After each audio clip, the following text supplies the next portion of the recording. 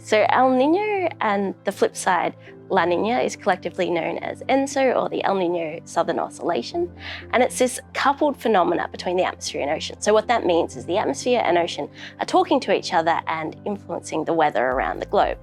And it's one of the biggest influences of weather patterns globally. And the Bureau of Meteorology won't actually declare an El Niño unless they see a signal in both the ocean and the atmosphere.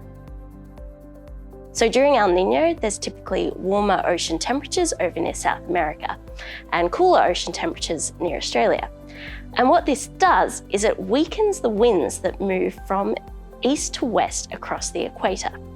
And this weakening of the winds sort of pushes this region of lots of rainfall and convection that's typically near Australia out towards the middle of the Pacific. And that's why in Australia, El Niño is typically associated with warmer than average and drier than average weather conditions. Places in Asia also typically get hotter weather, as we've seen in the last few months, with strong heat waves over Asia.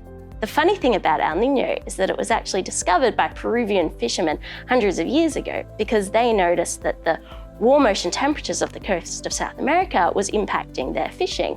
And so because there's less cold upwelling from the deep ocean and less nutrients rising to the surface, they actually would catch fewer fish. So it can have far-ranging impacts, not just on the weather, but on aquaculture as well. So scientists use what we call sub-seasonal to seasonal forecast models to try and predict El Niño events. And so these models really looking at this time period from 2 weeks to 9 months, which is quite a murky area. It's very difficult to forecast that far in advance because the atmosphere is what we call very chaotic.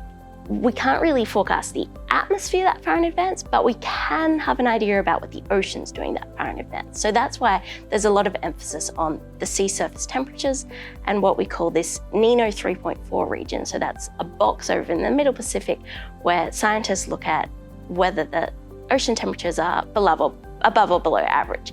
And once they're above about 0.5 degrees, if you're the US, NOAA, or if they're about 0.8, if you're the Bureau, that's when they consider this to be an El Niño. So climate change is impacting the baseline. So when we define an El Niño, we're looking at temperature anomalies. So because the ocean is hotter generally, in order to get a 0.5 temperature anomaly, we actually need more heat than we previously did. And so there's a lot of debate going on about whether we need to redefine our El Niño definitions to take into account climate change.